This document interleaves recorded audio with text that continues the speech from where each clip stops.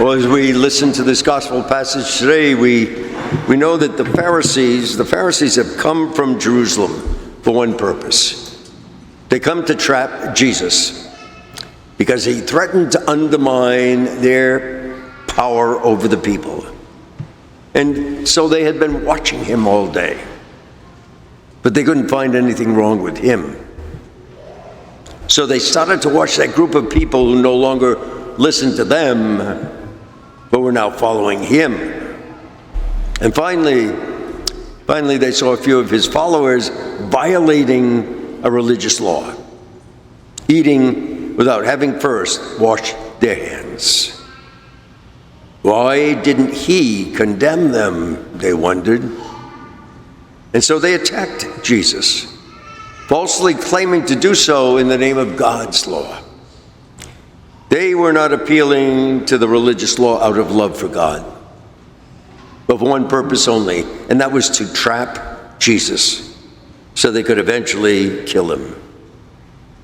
And Jesus looked at their deceptive faces that masked cold hearts of jealousy, and in essence, he said to them, you hypocrites, you say that you speak in God's name, but you only intend to promote your own egotistical selves.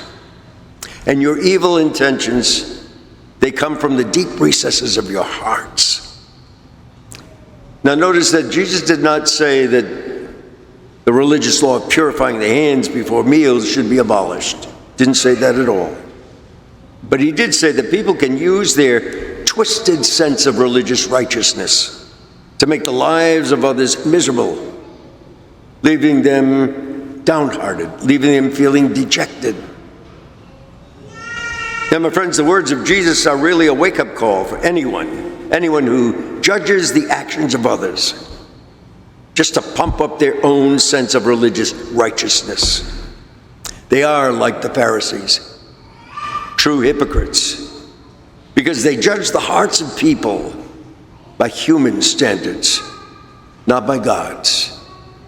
You know, it's all too easy for any one of us to sit in judgment of others based on what we see. And we all do it, consciously or unconsciously. We size up people. We size them up on the way they dress. We size them up on whether their political expressions are too liberal or too conservative, or whether their faith life is Christian or Jewish or Muslim or atheist, nothing at all. But it is impossible for any one of us to judge what is in another person's heart based on what we see with our eyes. And Jesus reminds us that what is rooted in the heart is what truly matters with God. The heart's motivation determines a person's integrity and character, a person's religious spirituality and honesty. You know, it is true that in the gospel, Jesus says evil comes from the deep recesses of the heart. But we should not forget that Jesus always looked first for the good things that also come from the depth of human hearts. You know, things like generosity, honesty, peace, compassion, love.